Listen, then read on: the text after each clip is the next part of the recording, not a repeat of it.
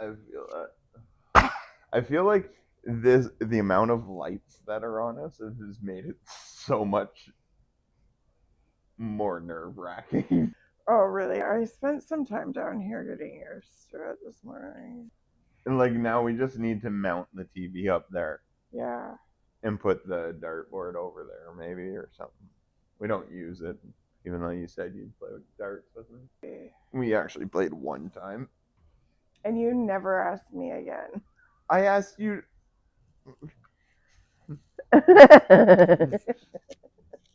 Plead the fifth. So, is it really my fault? I feel like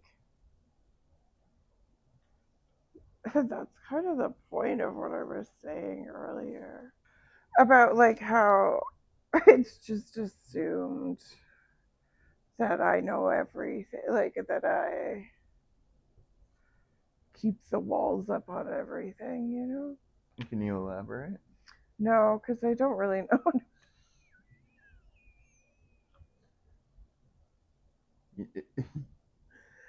So you want to go through and tell me the story of how we ended up in this situation? What situation? This one. Well, How we make our own. I had mentioned last night that if I consumed the last of the edibles, that we wouldn't have any for morning. And then I was like, I guess we can make them. Naive of what was like. So you ate all of the edibles. We ate So all the edibles last night. Ate the rest of the.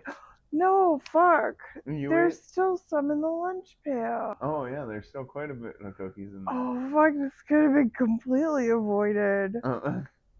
But you decided to make yourself some toast. But I did make myself some toast. I was hungry and I was like, perfect opportunity. Put a little distillate. Put a little distillate with some peanut butter. Have some peanut butter toast. Yeah, some hot sauce. But unfortunately, I misplaced the decimal. I thought it was 100 milligrams, which is our regular dose. Yeah, well, yeah. You accidentally took 1,000. So it'd be a good idea to record this. I don't know what to tell you. As soon as I realized what happened and I was free of the children, I did let you know. Almost immediately. Mm-hmm. I just wanted to like take a little bit more than like. You just wanted to be a little bit like higher than where you normally are at, like than like my a recreational dose opposed to your medicinal yeah dose. Like you take your normal roughly about 100 milligram cookie or whatever. And but we didn't have edibles for this morning. Well, we did, but I forgot we had them. And I smoked two bowls. And decided to make an edible. And then went to the kitchen and decided to make an edible. But also saw at some point that there was a bit of a cookie left, so I had that. But realistically, it was probably only like 25 or 30 milligrams. Yeah, but still, like for people who don't smoke or consume on a daily basis, that is quite a large dose to begin with. Like in Canada, we're only, I don't know about other provinces, but in Ontario, we're only allowed 10 milligrams a dose. And they are only allowed to sell it up to 100. Well, I don't want to get us busted. Oh, you're allowed to make your own edibles. You're allowed to make but then they'll stop selling distillate. We don't reveal our sources. There is lots of places in Canada to buy illicit drugs. All right. It's like that. Well, I don't know. Don't be a narc. No, but it's not. It's not a narc. It's one of the. It's that law that Vancouver, BC has. Oh yeah. Where I think things are changing there. And that's why it's always been everything comes from BC, because like Yeah. there's government organizations there, like there's a lab out there that makes their own cocaine for the government to research. Yeah. Like Yeah. it's not a nefarious thing, but like a lot of these, Yeah, no, the whole province is uh it's like section 56 exempt. or yeah, I don't know the, Or is something like that. Anyway, so that's why that they're allowed to do that. But they're starting to change legislation, so I don't know how it would work. But like specifically for social workers, I don't know what legalization will look like because we already are in the state of legalization for weed, but Mm-hmm. like being in Canada is wild. Seeing some of the ads on like Facebook and all the different places for the amount of different things that you can buy. Some of them are quite dangerous that there should be regulations on, but Oh well, and that's where like I don't understand. how they can sell cocaine nasal spray. On Facebook, I don't. But heaven forbid, you post your opinion about something else. Yeah, or are you and like this is where the misinformation about drugs happens because like Yeah. it Now they've lumped cocaine into like it's a psilocybin use. and different psychedelics. So Yeah. like we're at a Yeah. point where everybody can get these drugs very easily, and there's a mass propaganda machine. Well, like not propaganda machine, but like they a lot of legislation makers and lawmakers don't understand drugs to begin with. Like even me, who has been in the drug scene on and off throughout my life, I've seen a lot of Mhm. different things. I've started to look at psychedelics, and it's like very different. I've learned it's so much different than what everybody talks about. Like when you hear about like LSD or you hear about other drugs, you're like, holy fuck, those are like crazy, crazy drugs. But I think YouTubers like the Vice documentaries on different cultures and Mhm. like that guy that was Yeah. smoking PCP, and every story that you've heard in like Western society about PCP is like somebody's on it and they're like super incredible human strength, and they're like murdering the cops or they're eating like like they're Yeah. crazy fucking stories, but like not condoning anything like that, but like we don't actually get the real information about it. We only get the worst of the worst, and it's not, they've lumped every drug into that. So like Mhm. you look up LSD on Google and the amount of just horrifying things that it says about it, it's like, oh, Propaganda. you could have a trip, like a horrible trip years and years later. Like Yeah. yeah, but that's about every bad story I've heard about LSD or like those big psychedelics. It's usually because they're not in the right set there, or like the set or setting, there's not a proper trip sit, or there's not Yeah. they've No missed a step. integration. Yeah. And like it is very important to have that. Like when we were doing LSD, Mhm. when it got bad to me, you were there to kind of help calm me down and be like, Mhm. okay, it's not the end of the, and we Yeah. got through it very Yeah. quickly.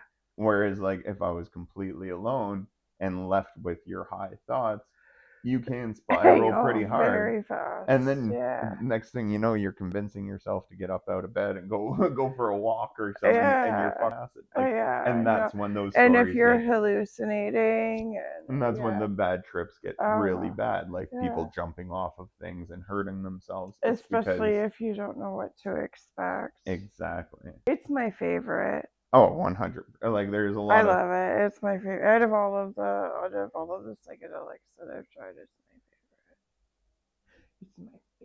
It's my favorite. well, I was really scared to do it.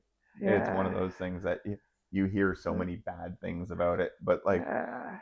like any drug or any, I don't even like calling them drugs, but any psychedelic or plant medicine or anything, you start small and work your way up. Like we're not going and we didn't go and be like, oh, let's just drop a whole tab of acid right away. Like, I don't think we've even taken like a full. No, we haven't taken a full no, dose. we've taken on the lower end.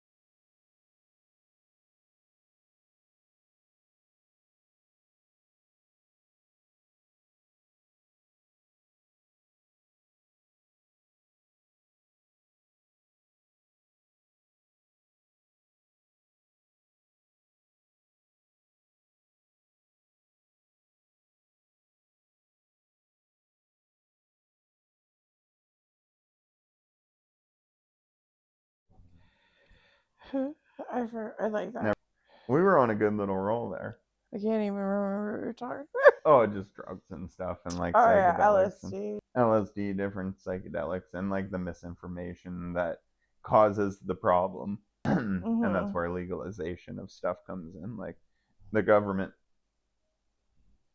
they have a horrible history with this shit, but like, no, the government's had the answer to mental health all along. there's like definitely conspiracy about like big pharma and all that stuff because like when all psychedelics were made illegal, there's so many, that's when like big pharma started pushing a lot of other harder drugs. And like that you are look at the document derived of like you look at like the documentation that like the CIA declassified, it was right at the exact same time, like where all these psychedelics were made illegal, and they released it years later, like late 80s, early 90s, of like how they know about human consciousness and what happens after death, and like that we are living in a simulation, and that we are like that all they knew this in the 80s. Yeah, well, and you have to think about it, right? Because then they went and they were like, okay, drugs are bad, And then the and then they machine. synthesized opium. Yeah.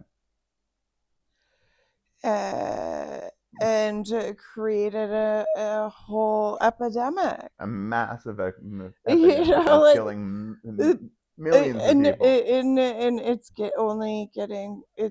only getting worse. And they have had this key all along. I'm telling you. that I Forgot what you were saying.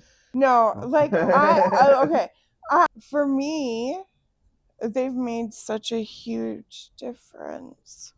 I don't look like I look nothing like what I looked like a year ago. No, you've lost so much weight. You've gotten off of meds that you've been on for a long time. Like, there's a lot of things that microdosing psilocybin has done for you.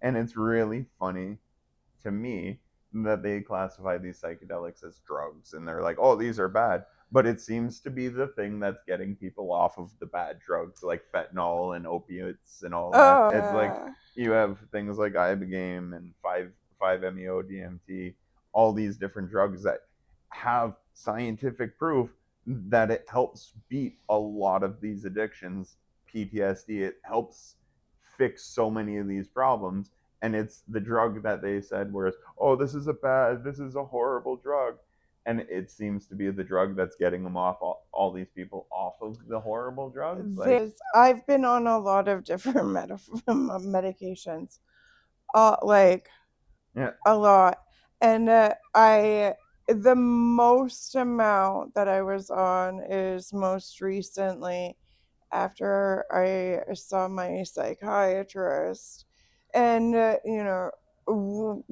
we just numbed what you what were feeling. needed to be numbed, Yeah, and because sometimes you need to numb the stuff to get through the, like, everything not saying that pharmaceuticals don't have a place, they do have a place. yeah, I was a zombie for a really long time, because I didn't realize that there was something else out there, A different and I option just needed to make sure that I could stay alive. for your kids, for your girls, to make sure that they still had a mom going up. Like, they unfortunately lost their dad. So the last thing that you were looking at the situation and you're like, the last thing that needs to happen is them lose their mom because my mental health is unstable. So Yeah, the pharmaceutical meds come in, and that's where they and numb. yeah, and there's definitely a place, Um, but as soon as I started psychedelics, I mean, I did start by microdosing, and it did make a significant difference. And when I noticed that it made a significant difference, it did open my mind into Like the macro the dose, the matters. heroic Yeah, dose. yeah. I think, Because it was life changing. Like I remember that first trip was really like. And then after my second trip, which is, I know, I've been thinking about this too, because my second trip was my darkest trip. yeah, But I would say that that's the one that I woke up and didn't like, and it was, I think, was through integration, and I did do DMT a few days later, after that trip. But yeah, I feel like in that period, that's when my depression was lifted. Like, and I was able, slowly through the afterglow stage, not necessarily through like the come up stage or the trip stage or you were, it was the day after, it was the day or two after, and you were still struggling, and the reintegration was really hard. And then we we we used DMT to help with the yeah, integration. yeah, Hmm. But I think, like, you seen the effects that these psychedelics made on me when I was going through like arguably some of the hardest times too. Like, hmm, when I lost my dad, yeah, it took a little while. It wasn't long before we got into psychedelics, and it helped get through yeah, one of, like, losing my best friend, my father, but like the one person that meant the most to me. I don't think I would have been able to make it through without either being numbed or being on some sort of psychedelic. Yeah. Like a microdose, my heroic doses. Yeah. DMT is one of the things that I've Yeah, you struggled with. use that as like your regular tool. Yeah, because Yeah. I've been on countless different mental health medications. Yeah, I've always been a victim of I've always fell victim to that. Oh, well, they take 2 weeks to a month to start Yeah. feeling better, but Yeah. you're just gonna have to hold on to that feeling and like work through it over those 2 weeks to a month, maybe even more. And then by that time, your body's already adapted to it, so you have to go up on it, and then you slowly work and it's not really it's doing something. Yes, it's numbing you, but compared to smoking DMT and going through this crazy trip, analyzing it afterwards and dealing with it like, okay, yeah, that was crazy, talk about it. Yeah.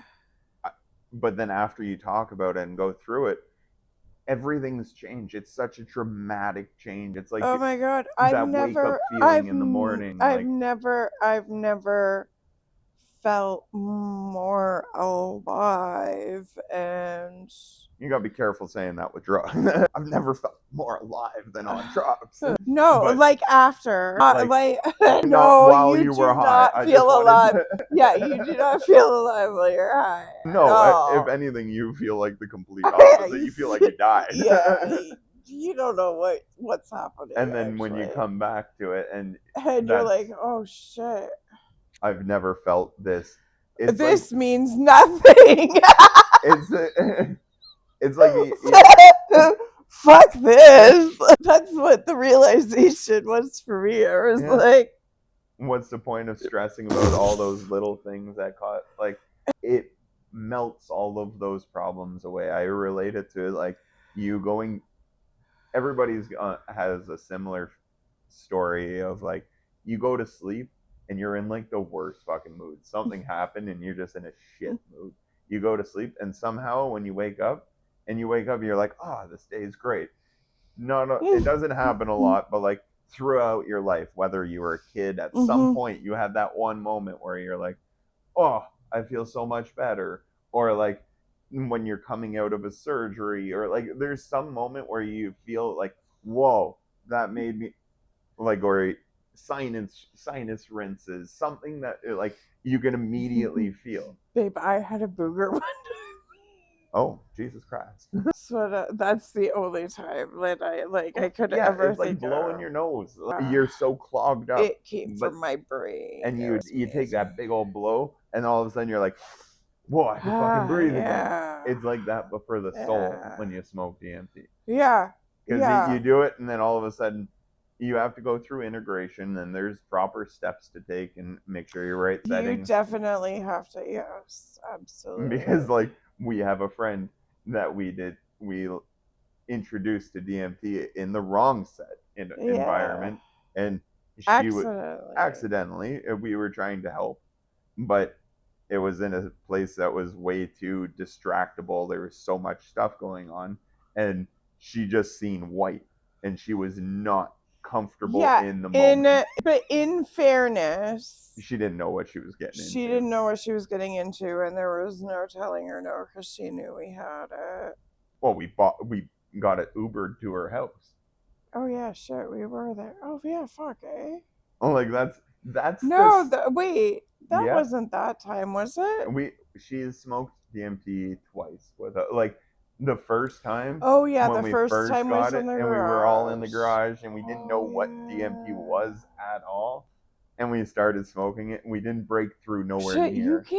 you can't actually put on there that you had it Ubered. I don't know that they would know that. Yeah, we'll just we'll go beep. But like when you hear that beep, we just we got it somehow to her house, delivered. It was illegal. It was all perfectly legal. Everything that how we obtained the drug, how we obtained the DMT was legal-ish.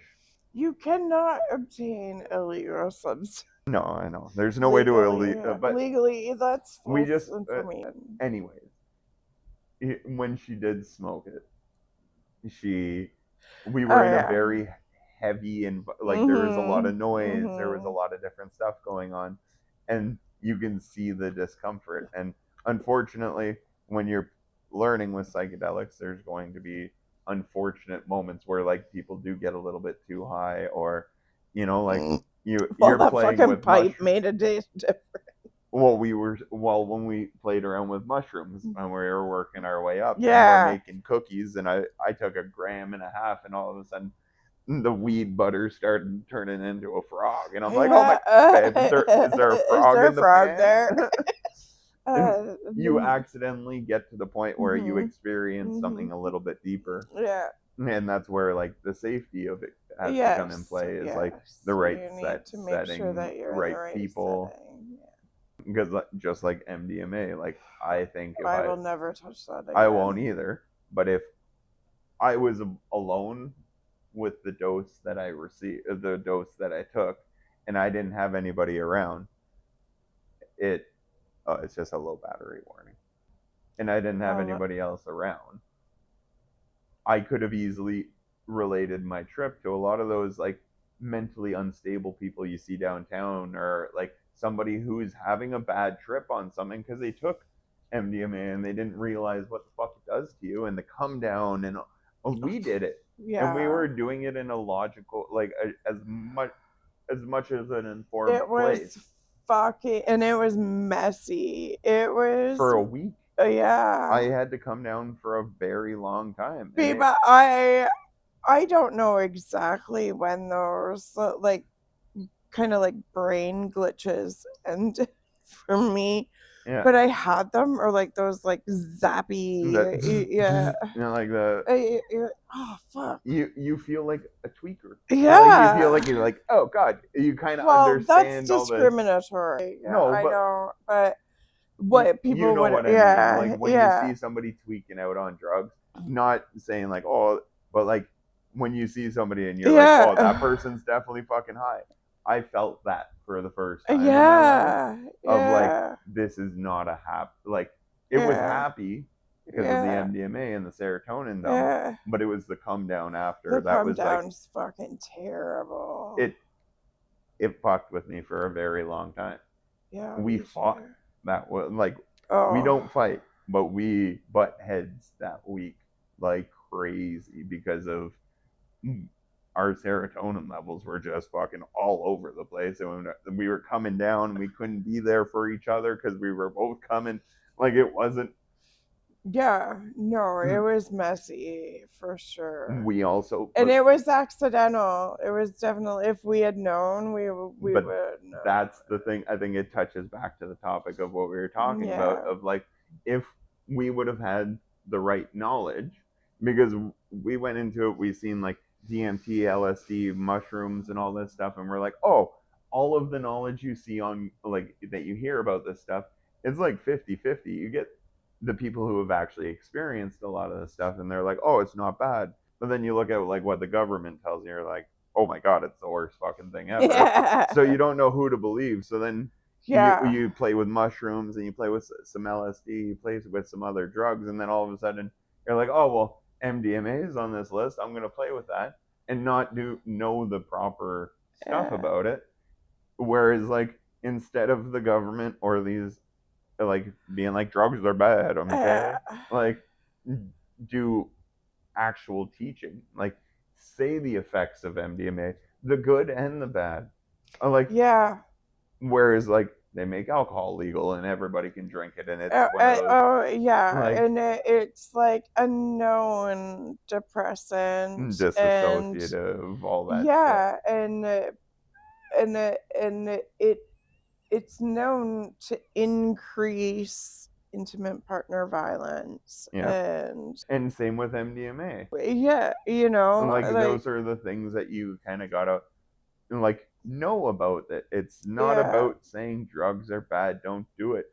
It's about, well, if there was one that I would say don't do, it would be alcohol. like don't do alcohol. Cigarettes are up there. Oh yeah, don't do cigarettes. Cigarettes are stupid. You know these how days. old you sounded Cigarette? there? What? Don't do cigarettes, kids. Like, don't you do them cigarettes? No, like to me, like are cigarettes even an option to kids anymore? Like I don't think they are. No, because they if they're desperate for nicotine and their parents have them around, maybe. But that's not what they're hooked to. Babe, this is harder to kick. It's harder to fucking kick than a package of cigarettes. Hands down. See, that was better. Package of cigarettes. Still a little old. Pack of smokes. It's just a pack of darts, you know. My mom. Mom, this is for you.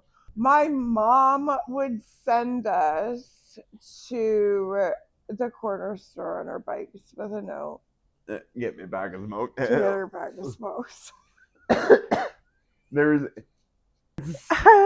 kids are gonna get. That's the thing. Like kids are going to get whatever they really want. They're gonna figure it out. Yeah. Well, like my freaking kid was telling me that there's a known person in the community that all the kids go to for cigarettes and vapes and stuff, like whatever their needs are, they go to. It was like, how old is this person? Like, I didn't ask for anything. I think I know exactly who it is. Really? Yeah. Somebody that I would know of. They walk around Winchester. It's a Winchester thing. Baby. Or sorry, it's a local town thing. Yeah. Yeah. I can understand that. I would do it because if I was walking into the vape store and like obviously given like oddly priced though is the thing. Like they get them for like $10 or $15. Like, which ones? Like this? Yes, it's no wonder. Oh yeah, because they all are coming from this same.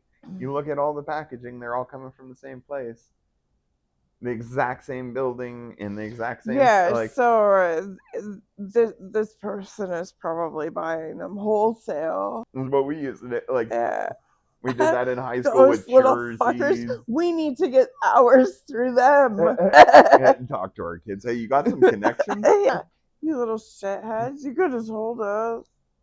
But also, that's the thing is like you don't know where like I was involved with some shady stuff at younger ages, and you don't know what's going into what drugs. And I was never the person that did this stuff, but I've seen a lot of different things that it's like. You don't really. Oh. Well, you don't want to incriminate yourself, you know. No. You don't know. I'll tell that story of how I incriminated myself. Like, when I was in high school, I would sell cigarettes, and I'd hand roll the cigarettes in the tubes.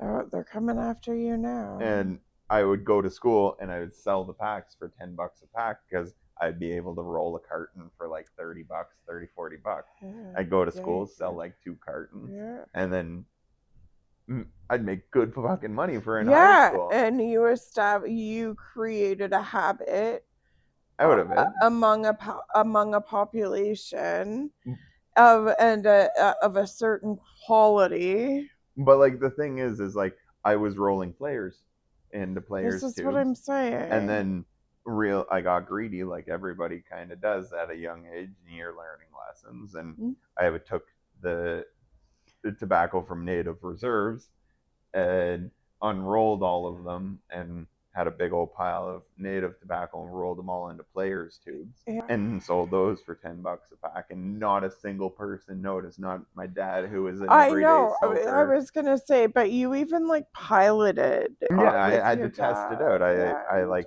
rolled a couple smokes, put them in my dad's pack and seen if he would notice, but he didn't. You're a mastermind. Until I accidentally rolled a bunch of hash into all the cigarettes and got the whole smoker's pit high.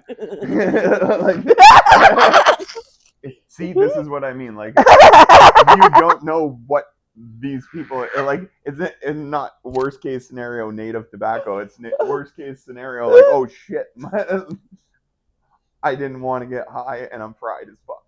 Like, I mean, that's unfortunately.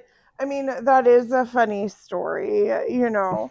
but unfortunately, that's also how people accidentally overdose on. And my story was something that wasn't so terrible, but like I've also seen Yeah, terrible stories with yeah, bad drugs and like drug dealers. I was a part of that life, yeah, and you'd see a lot of really shady things, yeah, and you don't know, yeah. like, none of those people I used to hang out with are in that scene. They're all dead, or maybe one or two of them are out of the life, or Mhm. they're in prison. Like there, Mhm. and that It's the yeah. It's not a it's not sustainable because eventually they make those mistakes themselves. Like I yeah. have a buddy that did. That's how he overdosed. He didn't know what he was doing, and he was mixing shit, and it unfortunately ended his life. Like, whereas if there was proper information, like proper communication with your parents, talking about the stuff, having open Mhm. communication. Like if my kid comes to me and is like, "Yeah, I want to try this," it's like, "Okay, why?" And like, let's talk about it in an Yeah. open setting.